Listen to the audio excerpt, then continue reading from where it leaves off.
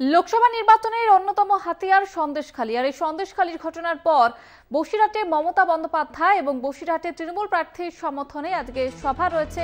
হাজী নুরুল ইসলামের সমর্থনে সভা করবেন তৃণমূল নেত্রী মমতা বন্দ্যোপাধ্যায়।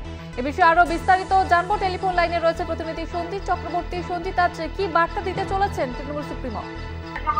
দেখো, বিশেষ করে সপ্তম নব অর্থাৎ শেষ দফা নির্বাচনের বসিরহাট লোকসভা তৃণমূলের প্রার্থী শেখ হাজী নুরুল ইসলামের সমর্থনে বসিরহাটে মেরুদণ্ডী সুইচ গেট মাঠেই কিন্তু সেখানে মুখ্যমন্ত্রী মমতা বন্দ্যোপাধ্যায় জনসভা।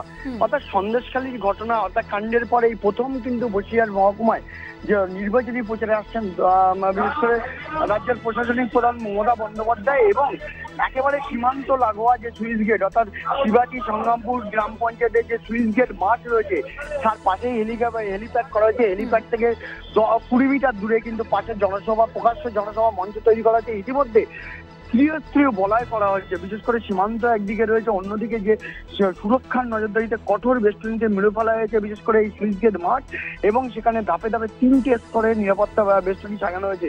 অত্যন্ত তাৎপর্যপূর্ণ, বিশেষভাবে এটাই মনে করা হচ্ছে রাজনৈতিক মহলের যে সন্দেশখালীর ঘটনার পরে মমতা বন্দ্যোপাধ্যায়ের এই জনসভা অত্যন্ত গুরুত্ব মনে করছে দলীয় নেতা কর্মী সমর্থকদের এবং শেষ দফা নির্বাচন অর্থাৎ সপ্তম দফা নির্বাচনের কি বার্তা দেন বসিরহাট থেকে সন্দেশখালীর উদ্দেশ্যে, যেমন সেটা শুনবেন এখানকার গ্রামবাসী থেকে কর্মী সমর্থকরা। অন্যদিকে বসিরহাট লোকসভা কেন্দ্রের যে শেখ হাজী নুরুল ইসলাম প্রার্থী হচ্ছে তার সমর্থনে প্রচারের কি রূপরেখা তৈরি করে দেন এবং প্রচারের যদি কি বার্তা দেন সেটাও কিন্তু তারা আজকে এই দলনেত্রীর মধ্যে এখন থেকে ভিড় জমাতে শুরু করেছে বিভিন্ন জায়গায়।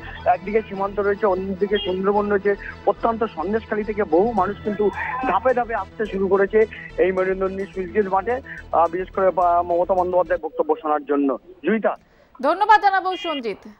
সন্দেশখালী কাণ্ডের পর বসিরহাটে মমতা বন্দ্যোপাধ্যায়ের সভা, হাজী নুরুল ইসলামের সমর্থনে আজকে সভা করবেন তৃণমূল নেত্রী এবং মেরুদণ্ডী সুইচ গেটের কাছে জনসভা করবেন মমতা বন্দ্যোপাধ্যায়। সেখান থেকে আজকে তিনি কি বার্তা দেন সেদিকেই নজর রয়েছে সকলের।